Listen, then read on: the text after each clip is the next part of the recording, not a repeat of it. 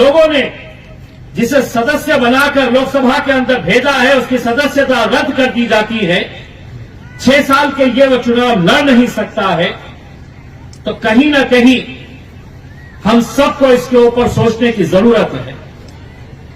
क्या इस तरह की भाषा क्या सिर्फ एक राजनीतिक पक्ष के नेता ने कहा है? क्या ये सही बात नहीं है कि उसी लोकसभा के अंदर रहने वाली साध्वी प्रज्ञा सिंह ने भरी सभा के अंदर ये कहा है, उन्होंने लोगों से, अपने मानने वालों से ये कहा है कि घर के अंदर हथियार रखो, छुरे चाकू रखो, क्योंकि तुम्हें इस्तेमाल करने का ये मौका आने वाला है। उनका एक मंत्री कहता है कि देश के गद्दारों को गोली मारो सालों को, यह भाषा का इस्तेमाल होता है और कोई भी इसके ऊपर हम विरोध करेंगे, क्योंकि हमें किसी एक राजनीतिक पक्ष को नहीं बचाना है, बल्कि इस देश के संविधान को बचाने का वक्त आया है। जिस संविधान के बारे में खुलेआम ये कहा जा रहा है कि अब इसको बदलने का वक्त आया है। 2024 के अंदर मुझे मालूम है, अगर गलती से यही सरकार हुकूमत के अंदर आ जाएगी तो सबसे पहले मैं अक्सर लोगों से यह कहता हूं कि अगर ये सोच रहे हैं, और मैं खास तौर से मेरे दलित भाइयों, अंबेडकरी समाज को, बुद्धिस्ट समाज को यह पैगाम देना चाहता हूं, अगर तुम ये समझ रहे हैं कि निशाने के ऊपर तो इनके सिर्फ मुसलमान हैं, तो हम सबसे बड़ी गलती कर रहे हैं।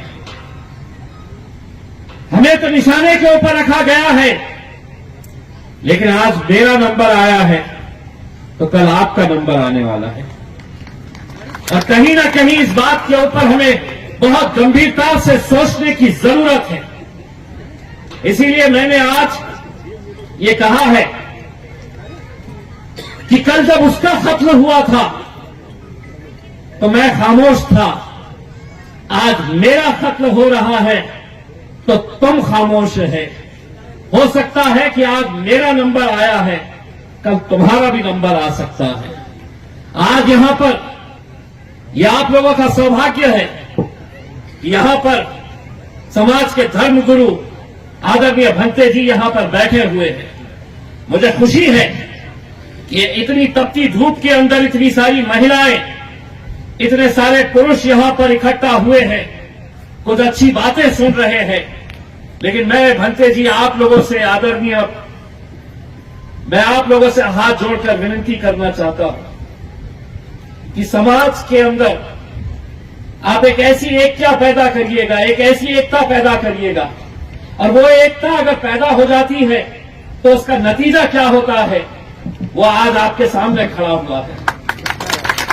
यह आप लोगों का आशीर्वाद था, आप लोगों की मेहनत थी, आप लोगों का साथ था, कि जिसकी वजह से हमने पूरे देश भर में एक पैगाम दिया कि अगर बुद्धिस्ट समाज, दलित समाज, मुसलमान, पिछड़ा समाज अगर एक ताकत बनकर खड़े रहता है तो हमें किसी के पीछे जाने की जरूरत नहीं। हम अपनी हुकूमत खुद बना सकते हैं, हम अपनी ताकत खुद पैदा कर सकते हैं।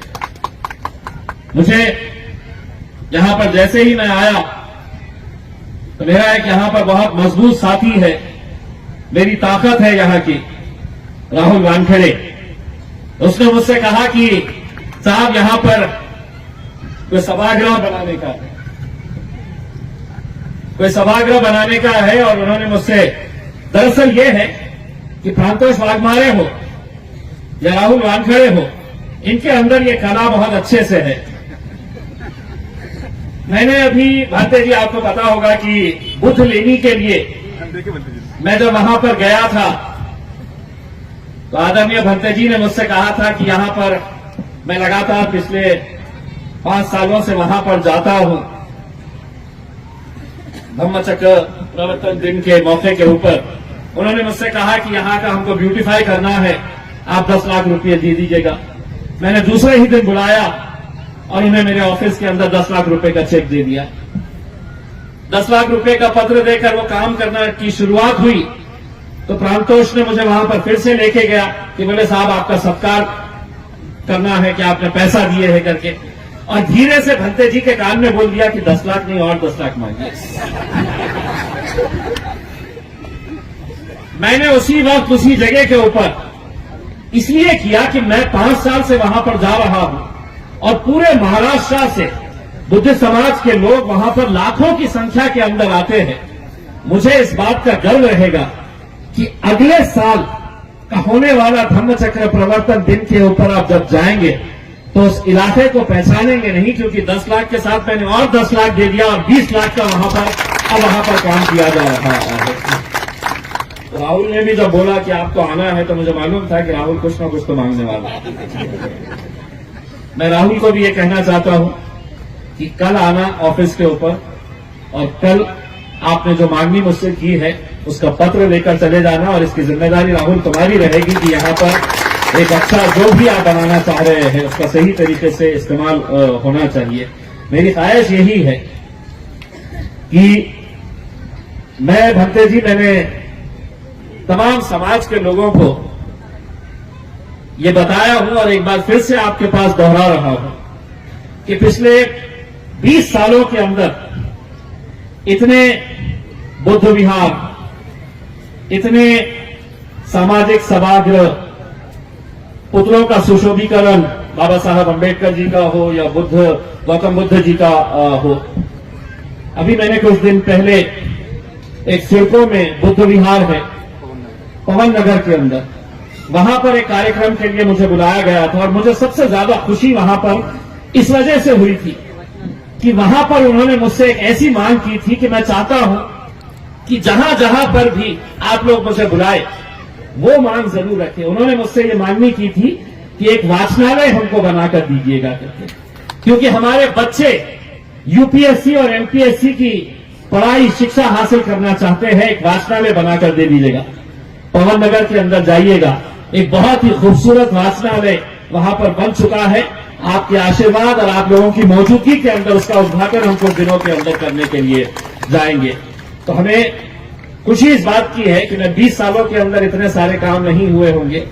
मैं जिस समाज का ऋणी हूं और जिस समाज का जिंदगी भर एहसानमंद हूं कि आपकी वजह से आज आपकी आवाज बनकर मैं दिल्ली के अंदर लड़ता हूं, तो मैं आपका कर्जदार हूं और उसका कर्ज अदा करने के लिए मैं मेरा 5 साल का जब टर्म खत्म होगा तो मैं आपको लिखित के अंदर दूंगा कि कितने काम मैंने इस समाज के लिए किया है, कहां कहां पर बुद्ध विहार बनाए गए हैं, कहां कहां सभागृह बनाए गए हैं। और आपको मैं यकीन के साथ ये दावे के साथ कहता हूं कि 20 साल में इतने बनाए नहीं गए हैं जितने मैं 5 साल के अंदर यहां पर बना।